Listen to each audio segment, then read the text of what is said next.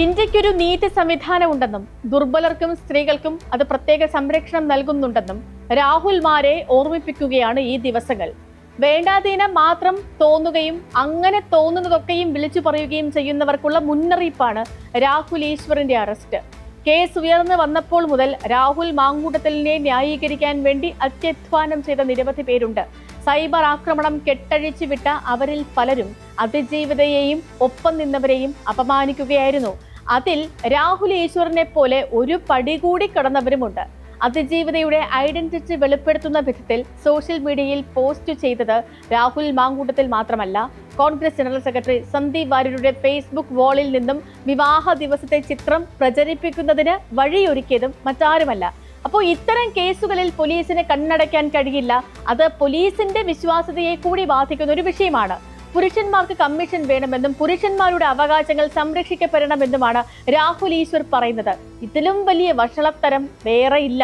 പട്ടിക വിഭാഗങ്ങൾക്കുള്ളതുപോലെ ഉന്നത കുലജാതർക്കും സംവരണം വേണം എന്ന് വാദിക്കുന്നത് പോലുള്ള ഒരു മണ്ടത്തരമാണിത്. പുരുഷ കേന്ദ്രീകൃത സമൂഹത്തിൽ സ്ത്രീകൾക്ക് പ്രത്യേകം നൽകുന്ന അവകാശങ്ങളെ ഹനിക്കാൻ ഒരാൾക്കും കഴിയില്ല. അങ്ങനെയുള്ള അവകാശങ്ങൾ ലംഘിക്കപ്പെട്ടാൽ ഒരു സമൂഹം എന്ന നിലയിൽ നമ്മുടെ നിലനിൽപ്പ് തന്നെയാണ് ഇല്ലാതാകുന്നത്. സ്പോട്ട്ലൈറ്റ് ആരംഭിക്കുന്നു. രാഹുൽ ഈശ്വർ ചെയ്ത കൊടിയ കുറ്റങ്ങൾ. ഇരയുടെ വ്യക്തിത്വം വെളിപ്പെടുത്തൽ, സ്ത്രീത്വത്തെ അപമാനിക്കൽ, ലൈംഗിക ചുവയുള്ള പരാമർശങ്ങൾ, ഇലക്ട്രോണിക് സംവിധാനങ്ങളുടെ ദുരുപയോഗം എന്നീ കുറ്റങ്ങളാണ് രാഹുൽ ഈശ്വറിന് മേൽ ചുമത്തിയിരിക്കുന്നത്. അതിൽ ഇരയുടെ വ്യക്തിത്വം വെളിപ്പെടുത്തുന്ന വിധമിട്ട പോസ്റ്റാണ് വലിയ കുറ്റം. അതോടൊപ്പം സ്ത്രീത്വത്തെ അപമാനിച്ച കുറ്റവുമുണ്ട്. ഈ രണ്ട് കുറ്റങ്ങൾ ഉണ്ടെങ്കിൽ തന്നെ സാധാരണ കോടതികളിൽ നിന്നൊന്നും ജാമ്യം കിട്ടില്ല. വകതിരിവില്ലാതെ അബദ്ധത്തിൽ പറഞ്ഞു പോകുന്ന കാര്യങ്ങളോട് ചിലപ്പോൾ കോടതികൾ കണ്ണടച്ചു എന്ന് വരാം. അപ്പൊ ഇത് ബോധപൂർവം പറയുകയും അതെല്ലാം ആവർത്തിക്കുകയും ചെയ്യുകയാണ്. അറസ്റ്റിന് ശേഷവും പറഞ്ഞതിലെല്ലാം ഉറച്ചു നിൽക്കുകയാണ് രാഹുൽ ഈശ്വർ ചെയ്തത്. പോലീസ് കസ്റ്റഡിയിൽ ഉള്ളപ്പോൾ തന്നെ മാധ്യമങ്ങൾക്ക് മുന്നിലെത്തി ചെയ്ത കുറ്റങ്ങൾ പിന്നെയും ആവർത്തിക്കുകയും ചെയ്യുകയായിരുന്നു. ഈ കേസിൽ വേറെയും പ്രതികളുണ്ട്. KPCC ജനറൽ സെക്രട്ടറിയായ സന്ദീപ് വാര്യർക്ക് പുറമെ അഭിഭാഷക ദീപ ജോസഫ്, മഹിളാ കോൺഗ്രസ് പത്തനംതിട്ട ജില്ലാ സെക്രട്ടറി രഞ്ജിത പുളിക്കൻ എന്നിവരാണ് മറ്റ് പ്രതികൾ. ഇവരെല്ലാവരും ഇരയെ അപമാനിക്കുന്ന വിധത്തിൽ പെരുമാറിയെന്നാണ് FIR. ഈ കേസ് ഇവരിൽ മാത്രം ഒതുങ്ങുന്നതല്ലെന്ന് കഴിഞ്ഞ ദിവസങ്ങളിലെ പ്രതികരണങ്ങളിൽ നിന്നും വ്യക്തമാണ്. വ്യാജ ഐഡികളിലൂടെയും അല്ലാതെയും ഒളിഞ്ഞും തെളിഞ്ഞും ഇരയെ അപമാനിച്ചുകൊണ്ടിരിക്കുന്ന ഡസൻ കണക്കിന് പ്രൊഫൈലുകളുണ്ട്. സ്വന്തം നിലയ്ക്ക് പോസ്റ്റ് ഇടുക മാത്രമായിരുന്നില്ല ഇവർ ചെയ്തത്. മറ്റ് പോസ്റ്റുകൾക്ക് താഴെ വന്ന ഇരകളെ അപമാനിക്കുന്ന കമന്റുകൾ ഇടുകയും ചെയ്തുകൊണ്ടിരുന്നു. ഇരകളെ ആരെങ്കിലും പിന്തുണച്ചാൽ അവരെ മുച്ചൂടും ചീത്ത വിളിച്ചു വിടുന്നതും ഇവരൊക്കെ തന്നെയാണ്. ശബരിമല പ്രക്ഷോഭകാലത്ത് രാഹുൽ ഈശ്വർ ജയിലിൽ പോയതാണ്. എല്ലാ പ്രായത്തിലുമുള്ള സ്ത്രീകൾക്ക് ശബരിമല പ്രവേശനം അനുവദിച്ച വിധിക്കെതിരെയായിരുന്നു അന്നത്തെ പ്രതിഷേധം. ആ നിലപാട് കോടതി വിധിക്കെതിരാണെങ്കിലും പൂർണ്ണമായും ഒരു അവകാശ ലംഘനം എന്ന് പറയാൻ കഴിയില്ലായിരുന്നു. കാരണം ആചാരത്തിന്റെ ഭാഗമായി ശബരിമലയിൽ നിന്നും വിട്ടുനിൽക്കുന്ന അനേകം സ്ത്രീകളും ഉണ്ടായിരുന്നു. അങ്ങനെ വിട്ടുനിൽക്കുന്നതാണ് ശരിയെന്ന് അവർ വാദിച്ചു. അങ്ങനെ വിശ്വസിക്കുന്നവർക്കൊപ്പമായിരുന്നു രാഹുൽ ഈശ്വറും നിലയുറപ്പിച്ചത്. പക്ഷെ ഇപ്പോഴത്തേത് അങ്ങനെ ഒരു ന്യായീകരണത്തിനും വഴങ്ങുന്ന ഒരു കേസല്ലെന്നേ.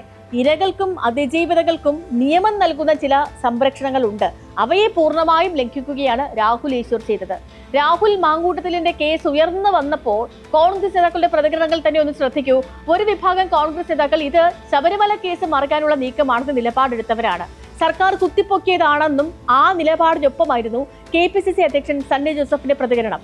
മുൻ KPCC അധ്യക്ഷൻ K സുധാകരൻ ആദ്യം മാങ്കൂട്ടത്തിലിനെ പൂർണ്ണമായും പിന്തുണയ്ക്കുകയും പിന്നീട് മാറ്റിപ്പറയുകയും ചെയ്തു. UDF കൺവീനർ അടൂർ പ്രകാശ് 100% രാഹുൽ മാങ്കൂട്ടത്തിലിനൊപ്പമായിരുന്നു. പ്രതിപക്ഷ നേതാവ് VD സതീശൻ കേസിന്റെ ആദ്യഘട്ടത്തിൽ മാങ്കൂട്ടത്തിലിനെ ശക്തമായി തള്ളിപ്പറഞ്ഞിരുന്നെങ്കിലും ഈ ഘട്ടത്തിൽ മിതത്വം പാലിച്ചു. ഒരു കേസിൽ 2 തവണ നടപടിയെടുക്കാൻ കഴിയില്ലല്ലോ എന്ന് പറഞ്ഞ് ഒഴിഞ്ഞു മാറുകയാണ് ചെയ്തത്. രാജ്മോഹൻ ഉണ്ണിത്താനും K മുരളീധരനും സ്വീകരിച്ച നിലപാടുകളുണ്ട്.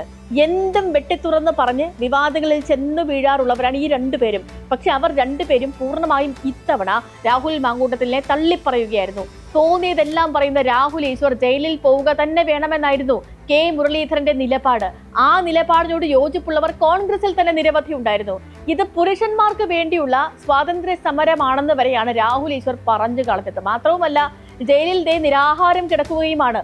ജയിലിൽ പോകുമ്പോഴെങ്കിലും ഗാന്ധിയൻ ആദർശങ്ങൾ മനസ്സിലാക്കുന്നത് ഭാവിയിൽ ഗുണം ചെയ്യും എന്നതിനപ്പുറം അതേക്കുറിച്ച് എന്തു പറയാൻ.